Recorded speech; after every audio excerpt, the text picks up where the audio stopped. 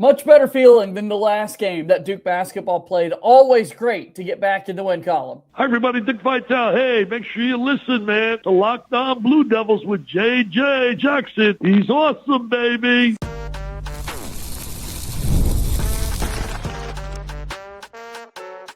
You are Locked On Blue Devils, your daily podcast on the Duke Blue Devils. Part of the Locked On Podcast Network, your team every day. Hello, everybody. Welcome into another episode of the Locked On Blue Devils podcast. My name is J.J. Jackson. So great to have you here with us today on Wednesday, February 11th, 2026. Locked On Blue Devils is your one-stop shop where we discuss everything going on inside the life of Duke athletics. On today's show, I got to talk about the Duke basketball win over Pittsburgh with our pal Kevin Connelly from Ball Durham. We'll break down the win for Duke to get back into the win column, winning by 16, 70-54, the final score in this one. Duke led by, once again, a Cameron Boozer performance, Caleb Foster, Isaiah Evans. Those three players in particular stood tall for the Blue Devils in a game that they were without Patrick Ngongba II. We'll get into all of that. A massive game coming up for Duke on Saturday at home against Clemson. So we'll preview that and so much more. If you haven't done so already, please be sure to follow and subscribe to Locked On Blue Devils for free, wherever it is that you get your podcasts. Leave us a 5-star rating and written review. Go ahead and take a moment, if you will, like this video, share it with your friends, and subscribe to our YouTube channel, as your support means so much to us with everything we got going on here at Locked On Blue Devils. So without further ado, let me bring him on into today's show. Our friend Kevin Connelly hanging out with us on today's show. Kev, it is great to see you. It is great to have Duke back in the win column. It was a slow start out of the gates, but they did enough down the stretch to create some separation. Pitt had a kind of last-second layup that really swayed things in terms of that spread and made people very happy or upset with that last bucket there. But nonetheless, a win for Duke, and they don't lose back-to-back games for the first time this season. That's good. Good to put the UNC game behind them and move on to this one. Yeah, listen, it's a letdown spot whether you win or whether you lose. And I think obviously a lot of people probably saw the game before Duke with North Carolina going on the road and losing to Miami. So it's a letdown spot no matter which way you look at it, especially the way that North Carolina game ended. Duke necessarily didn't look very good in this game. I think you can also attribute that maybe to the absence of Pat Ngongba, who did not play with the left hand injury. But all in all, it's tough to win on the road in college basketball. The Oakland Zoo, as at least they called it at one point. I don't know if they still call it that anymore. It's a shame. Even going back to when Pitt was in the Big East in the early days in the ACC, that was one of the most difficult places to play in college basketball. I mean, it was rowdy every single night there. And it's fallen off tremendously over the past several years. So that's kind of a shame to see, but still, you go on the road in conference play. It's never easy to win. The place was sold out. It was pretty lively there for the opening couple of minutes. The early timeout by John Shire, I thought, settled everybody down. And really from that point, they never looked back. Yeah, there's a greater discussion that could be had about kind of the job security of one Mr. Jeff Capel, but that's not even our course of action to take, although it is more so than other positions in the world, considering Jeff Capel and what he means to the Brotherhood as a former player and a former assistant under head coach Mike Krzyzewski. But Duke wins this one by 16. You mentioned the slow start out of the gates and the big storyline going into it. Last night we learned in the 24-hour injury availability report that Pat Ngongba was listed as questionable. Throughout the day, photos were put out there by Duke at shoot-around of Ngongba with his entire left kind of hand and wrist wrapped up. And then ultimately prior to tip-off, he was ruled out and in street clothes in the jumper, in the jumpsuit, I should say, throughout the course of this game with the injury. Coach Shire said he sustained that injury during the North Carolina game. So it helped that, as the broadcast pointed out several times, Duke, the tallest team in the ACC, Pitt, the shortest team in the ACC. When you look at the average heights and metrics, Duke was able to dominate on the glass and really did a good job of establishing themselves on the interior early. Yeah, I don't – you can correct me if I'm wrong. I don't remember a clear play in which it's like, oh, yeah, Pat Ngongba hurt his hand on that play. I really don't either, yeah. Yeah, they're like there's not a play even where like he's running back down the other end of the floor and like he's shaking out that hand that something was wrong. I mean, he wasn't on the floor that much in the North Carolina game to begin with, and a big reason why I think Duke ended up losing that game because he was in foul trouble, but that's a conversation for another day. But Kevin, I'll just add also a lot of people pointing out that he's had his hand taped for a really long portion of the season, but that was the right hand. And now this is the left hand that we're talking about. Yeah, I mean, I don't recall like a shot where he went up to block and he missed and he hit the backboard or so you just hope everything's good. I mean, he has dealt with the injury bug earlier in his career, obviously last year and then his senior year of high school, but that was with his lower half. So you think it's a good sign that it's not a re-injury of something down from the waist down, and it is a hand. So we'll have to see if he's able to bounce back and get back on the court this weekend. But it forced Duke into playing some lineups that we haven't seen before this year. And I think John Shire, especially coming at a halftime, which I think is a big talking point, the lineup that was out there to start the second half and then kind of lighting a fire under certain players, I think that's a big talking point as well. But when you're looking up front, Malik Brown stepping in, only playing 24 minutes, thought he was okay, had some moments, couple of steals, just 3 rebounds. But Cam Boozer, again, double-double, 17 and 10. It was kind of weird that the broadcast was talking like that he was having an off night for his standards, which just goes to show how high his standards are, where I felt like they were saying, 6 of 9, 17 and 10, 4 assists. And it felt like they weren't talking that he was having this great game. But obviously, Caleb Foster, Isaiah Evans, when you're talking about this team, kind of stole the show in this game. Yeah, I think we got to go player of the game. I want to go to Caleb Foster. It was great to see Isaiah Evans get his shooting stroke back, right? But what Foster was able to do, just an all-around complete game. We'll dive a little bit further into the box score in our second segment, but to finish 14 points, 8 rebounds, 5 assists. That's really good stuff that Duke's going to need from that guard play. Again, when he rebounds as aggressively as he can sometimes using his frame, that is such a positive thing. And then also worth noting, those 14 points, it's the first time since the Louisville game when he scored a career-high 20 that he's been in double figures.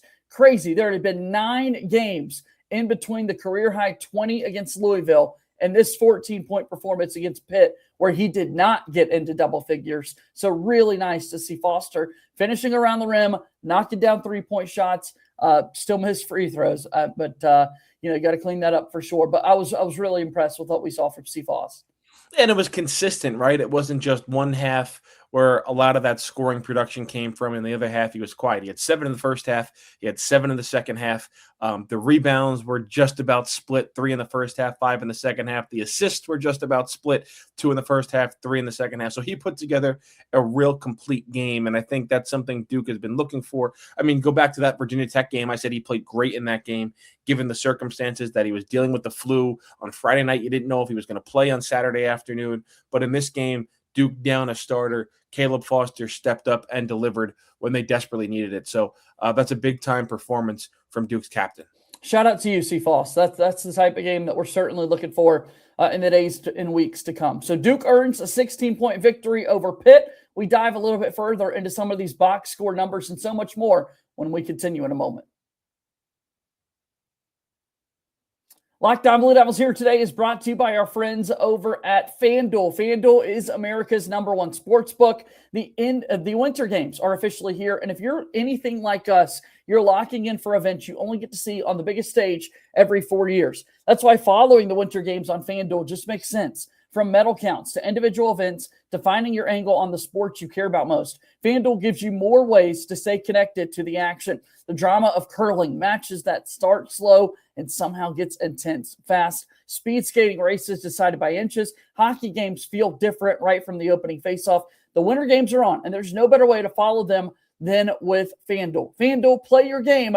FanDuel is a proud sponsor of Locked On Blue Devils.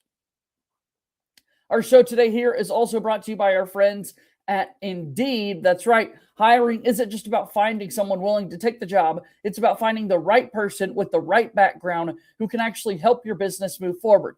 And if you want candidates who match what you're looking for, Indeed Sponsored Jobs is the move. Because instead of hoping the right person stumbles across your post, Indeed helps you match with quality candidates by boosting your job listing to the people who fit your specific criteria, like skills, certifications, and location. If I were hiring, I wouldn't just want someone who can help. I'd want someone with real experience who can jump right in. And here's a stat that says it all. In the minute I've been talking to you, companies like yours have made 27 hires on Indeed, according to Indeed data worldwide. So if you're hiring, spend less time searching, more time interviewing candidates who check all your boxes with Indeed-sponsored jobs. Indeed is a proud sponsor of Locked On Blue Devils. As listeners of the show will get a $75 sponsored job credit to help get your job the premium status it deserves at Indeed.com/podcast. That's Indeed.com/podcast. Terms and conditions apply. Hiring, do it the right way with Indeed. Guys, make sure you also check out our Everydayer Club. That's right. Thank you for making Locked On your first listen of the day. And thank you for making Locked On the overall network, the #1 sports podcast network. If you haven't done so already, please check out our Everydayer Club for Locked On Blue Devils. This is an access to an ad-free audio version of Locked On Blue Devils, compatible with Apple Podcasts, Spotify, and every other major podcast app. You're going to get an invite to the members-only Locked On Everydayer Club Discord server, which includes a group chat for listeners of this show. Hosts, if you're hanging out in the Discord, we love it so much. So make sure that you go and check out the Everydayer Club here with Locked On. Go to lockedonbluedevils.supercast.com or tap the link in the show notes down below to learn a whole lot more. It's the Everydayer Club here with Locked On Blue Devils. Kevin Connelly hanging out with me today on the program, talking about this Duke basketball win that the Blue Devils just had over Pitt, as Duke now 22-2 overall. That's a fun record to say. Just one loss in the ACC. And Kev, we dive into the box score. I mentioned the size discrepancy between these two teams. Duke was plus 14 on the glass, 37-23. Duke shot greater than 50% from the floor. Their defense held Pitt to under 40% shooting. Although Pitt, goodness gracious, man, 33 of their 54 shots were from three-point range. So some of the rebounds were a little bit easier for Duke because Pitt was just throwing some things up there, hoping it would go in, man. Well, yeah, when you're at a disadvantage like that, both in size and in skill, sometimes your game plan going in is like, all right, we're at home. We have to hit a lot of threes if we want to compete in this game. And it felt like that was the game plan for Pitt. Didn't work out that well. Just 9 of 33, 27%. So Duke did a good job at defending the three-point line. I know some looks for Pitt were open and they just could not hit them. But for the most part, I thought Duke did a really good job defensively in this game. Anytime you can hold your opponent to under 40% shooting and they score less than 60 points, you tip your cap and you say it was a pretty good defensive game. Duke from the three-point line makes 9 of them, much like Pitt.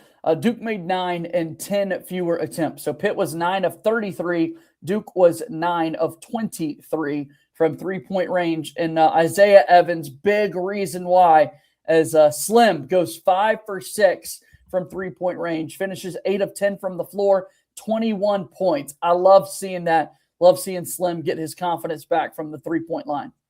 Yeah, he finally woke up. I mean, this is the first time he made at least 3 or more three-pointers in a game since about a month ago, just under a month ago against Cal when he went 4-13 in that game. It had been a real struggle for him over the last month from three-point range, and he finally woke up, and I think a lot had to do with him being benched to start the second half. I know Duke went on a run to end the first half, and it kind of bridged to the start of the second half as well, but Isaiah Evans not being out there, I think it was John Shire sending a little bit of a message to him. I mean, he got subbed out with about 4 minutes to go in the first half and didn't come back on the floor until there was about 14 minutes to go in the second half. And when he was on the floor in the second half, he didn't miss. 5 of 5, 4 of 4 from three-point range. So hopefully John Shire was, in fact, trying to send a message to Isaiah Evans by benching him to start the second half. Yeah. And if he did, Isaiah Evans got that message loud and clear.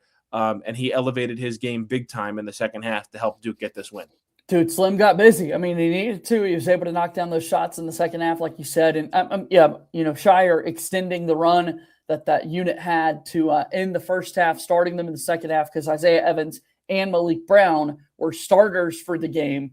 Showtime Slim's always a starter, but Malik obviously starting because of the injured Pat Ngongba. And it was Darren Harris, Nick Kamenia guys that got to start, Darren Harris and Caden Boozer that got to continue out there in the second half for Duke. And I thought that was interesting. We got more Darren Harris than we have lately. He finishes with 5 points, 2 of 4 shooting, missed the free throws, got to make those. But 14 minutes, I should say, for Darren Harris. Yeah, I mean, Darren Harris, like you said, he got those minutes to start the second half. Kind of, I feel like it's the most minutes he's played in quite a long time. In quite some time. Nick Hemenya has struggled. Now, I know Hemenya is a bigger body than Darren Harris, but, it feels like if somebody can step up and play some really good basketball, they can get some minutes. I mean, it's the most minutes that Darren Harris played since he got 16 against Texas Tech in a game Duke lost in Madison Square Garden. He didn't play against North Carolina. So kind of like what I've been saying, it feels like he is not in the rotation, but if players are going to struggle, if they're not going to perform, John Shire is not afraid of going to him and giving him a shot. Now in this game, he makes 5 points. One of those was a 3-pointer. So again, I'm not expecting to see a lot of Darren Harris the rest of this season, but who knows? And I think the other thing is kind of who knows what Duke is going to have readily available to them going forward, because apparently after the game, John Shire said that Pat Ngongba wasn't really close to being ready today. And I that's a direct quotation, that he wasn't really close to being ready. So who knows how much longer Pat Ngongba is going to be out, JJ, because Duke heads back to Durham on Tuesday night after this game. They don't play again until Saturday against Clemson. Then it's a quick turnaround. They get Syracuse at home on Big Monday, and then a game they desperately need him for the following Saturday in Washington, D.C. against Michigan. I mean, Michigan can throw 3 7-footers out there on the court at one time. So that's a game, if Duke wants to be in, they're going to need Pat Ngongba. They can't go out there with the lineup they had today and think that they're going to stay in that game against Michigan. So certainly, you knock on wood, Duke has been able to avoid the injury bug for a large part of this season. But now that we're approaching mid-February, we're in February and approaching mid-February, and the most important games of the season are coming down the stretch here. Duke's without their starting center, and at least as of right now, don't really know when he is going to come back. Yeah, that's a big update that will for sure need to be following. Also worth noting, Coach Shire and Duke said everything is still intact structurally with kind of the wrist and what's going on there with Patrick Ngongba. So hopefully there's just a bit of a lengthier recovery here, Kevin, because I don't want this to be more serious. Like if you got to miss a few more games, don't love it because this is a big Clemson game we'll get to in a minute, but it seems like it could be way worse. Well, it's a very interesting way that was phrased, that everything is still intact, which means nothing's broken. Right. So that's good. Right. Now, ligaments wise, I guess we'll have to see. Now you're worrying me, Kevin. Yeah, but saying that everything is still intact, at least in my mind, the first thing that comes to it is there's no broken bones. Right. He didn't break his hand, he didn't break any of his fingers, he didn't break his wrist, whatever this injury seems to be with it, how it was wrapped up, nothing's broken. So again, I think that is a good sign. But then you start worrying about ligaments and stuff like that, because if it was just a bruise or a sprain, sure, you might sit out. But the fact that you're not close to playing, I don't necessarily know if I'm buying that if it's just a bruise or a sprain. I think now if everything is structurally intact, you're thinking more about ligaments and what could be going on deep inside that hand. All right, I do want to get to Clemson because that's important coming up for Duke this weekend. Let's kind of put a bow here on the statistical breakdown for this win for Duke. Mentioned 9 3-pointers made by the team. That's a really good number that you love to see. 13 turnovers for Duke. So one of the games where they haven't been the greatest at protecting the basketball, but still able to win comfortably. And even without Patrick Ngongba on the interior, Duke's still able to get 36 points in the paint. They won the rebounding battle, like we said, 37-23. They win points in the paint, 36-22. I love that. Foster gets downhill. Cam Boozer does his thing. Caden had some nice finishes around the rim even today, Kevin. So that certainly helps in this points in the paint discussion. Yeah, I think one player that's not going to get talked about a lot in this game is Caden Boozer. He had a really good first half, in my opinion. Ended up kind of, playing a lot in this game as well, getting about 24 minutes, all 6 of his points, though, coming in that first half. I think kind of not an unsung hero, but someone who played well that probably isn't going to be talked about enough. And the other thing I just want to add with this Ngongba point, JJ, is obviously you're looking to fill yes, his scoring, and Duke did that with Caleb Foster and Isaiah Evans, but you're also looking to fill what he does down low, rebounding the basketball next to Cameron Boozer. And Cam did his thing with 10 rebounds, but the big thing that Duke was able to fill was getting 15 rebounds from Caleb Foster and Dame Sarr. And I know Dame Sarr did not play well in terms of shooting the basketball, going 1 of 6, and all those attempts were from 3-point range. But the fact that he was able to get down low, use his size and his frame to pull down 7 rebounds in addition to the 8 rebounds Caleb Foster got, I thought that was big in this game as well. Big time stuff for Duke. A big win over Pitt by 16. A friendly run in once again with our guy Jeff Capel, the head coach of the Panthers, but Duke ultimately too strong for Pitt there. And even on the road, Duke's able to win over the Pitt Panthers. All right, we got to talk about this game coming up on Saturday against Clemson. This one is set to be a good one. We're telling you what. So we'll come back in just a moment, get you set for a big showdown, a game for the outright lead in the ACC. Let's break it down here in a moment on Locked On Blue Devils. I'm Kalia Butler, host of Locked On Women's Basketball, and this is Mazda's Women's Basketball Snapshot, celebrating the work no highlight reel can ever capture. Dawn Staley and South Carolina remain on top of the SEC standings after handing Tennessee their worst defeat in program history with a final score of 93-40. In the 43-point win, South Carolina shot 69% from the field. Tessa Johnson had a perfect shooting night, scoring 24 points, shooting 4 for 4 from the floor, including 2 threes, and made all 4 of her free throws. And UCLA remains undefeated in Big Ten play, topping Michigan 69-66 as Player of the Year contender Lauren Betts put up a double-double, scoring 16 points, collecting 16 rebounds, and adding 5 assists and 3 blocks. These moments are earned off the clock, those long before the lights ever come on. The sweat, the fakes, the doubt, the scrapes, and coming back for more every time. Mazda puts the same drive into every detail. Wins define the moment, putting in the work, that defines you. There's more to a Mazda because there's more to you.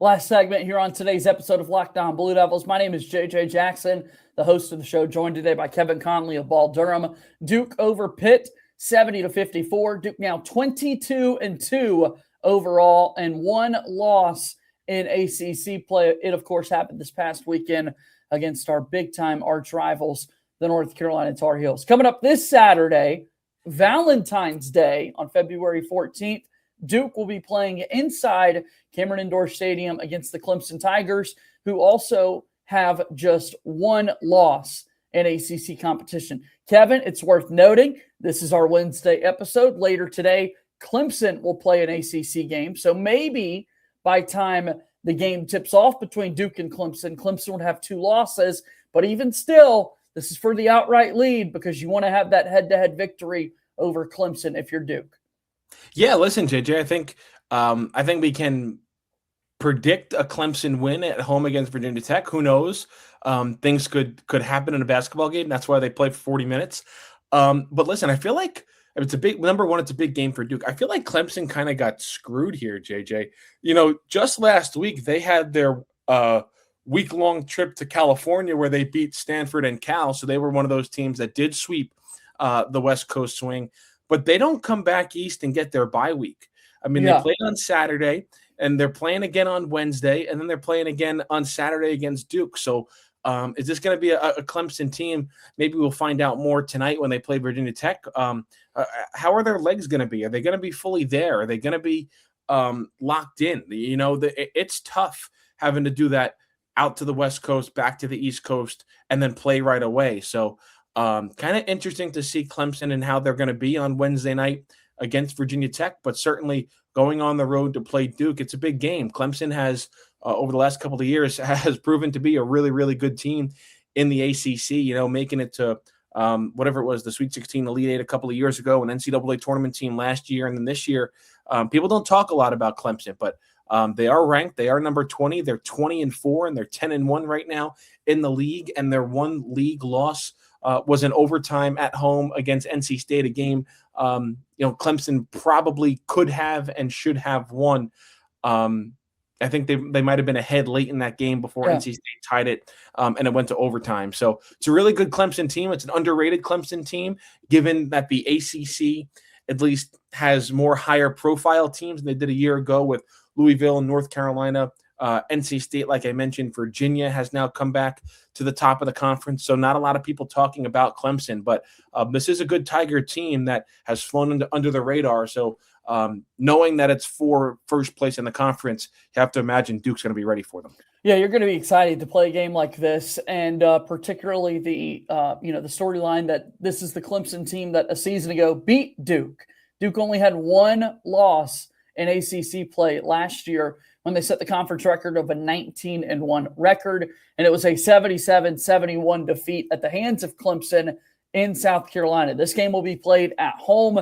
Duke leads the all-time series 84 wins to 30, so plus 54 in the all-time series. Duke has also won 7 of the last 10 meetings against Clemson. But all told, these games are always really tough. Brad Brownell has done a remarkable job with that program, man, and made these games way more competitive in recent years. It is crazy, though, when you see those big numbers of all-time series and to see that large of a difference between these two teams, Kev. Yeah, I mean, listen, Clemson was not a good because we also think about it from the football perspective, right? Because I mean, Duke Clemson football, wow, don't look at that all-time series because it's highly favored for Clemson. Well, Duke won there this year. Yeah, and Duke's turned it around lately. Yes, sir. Duke won there this year. So hopefully, if you're a Duke fan, the roles aren't reversed and Clemson and Cameron. But yeah, I mean, listen, like Duke hadn't been. I mean, Clemson football had been a national powerhouse, is a national powerhouse, and Duke had kind of been in the basement of the ACC. The same thing on the basketball court. Duke has been the national powerhouse. Clemson, for the most part, has been a basement dweller in the conference until recently. So. Yeah, that's the big reason why there's been this gap in the all-time series. But listen, it's a big game. It's a noon tip. So you don't have to wait all day for this game. Game day ends. They go right to Cameron. They throw the ball up in the air and they're playing some hoops. So looking forward to an early game on Saturday and watching this one. 2 ranked teams likely battling for first place in the ACC. I love it. I love it. Keep up the good vibes, Duke, and hopefully they're able to put together a really nice win against Clemson. Glad they got the win here over Pitt to get back in the win column. 22-2, the overall record now for Duke basketball. Kevin, man, it is great to see you as always, my friend. You do great work covering this team over at Ball Durham. Your voice can be heard on the Believe in Duke Football podcast. Tell us a little bit about everything in your world. How can people follow you and support? Yeah, biggest way over at balldurham.com. Come read us every single day. We got tons of great content out there on this Duke basketball team. Obviously, we're on top of this win over Pitt. Isaiah Evans coming back to life with that second half, and we'll be all over that Clemson game as well on Saturday. So it's balldurham.com where you can come give us a read online every single day. Great to see you, Kevin. We'll talk again soon, okay? Appreciate you, JJ. Thanks. All right, that's Kevin Connelly joining us here on today's episode of Locked on Blue Devils. That's going to do it for our show here today. Guys, make sure that you do check out the Everydayer Club. More information can be available to you if you click on the link in our show notes down below. Subscribe to our YouTube channel. Shout out to all of you guys who watch us each and every day on YouTube. Comment, share this video with your friends. Follow us on X at LO_Blue Devils. I'm there as well at _JJ_Jackson_. And be sure to subscribe to us for free wherever it is that you get your podcasts. As always, go Duke. I'll talk to you tomorrow. My name is JJ Jackson. Thank you and good day.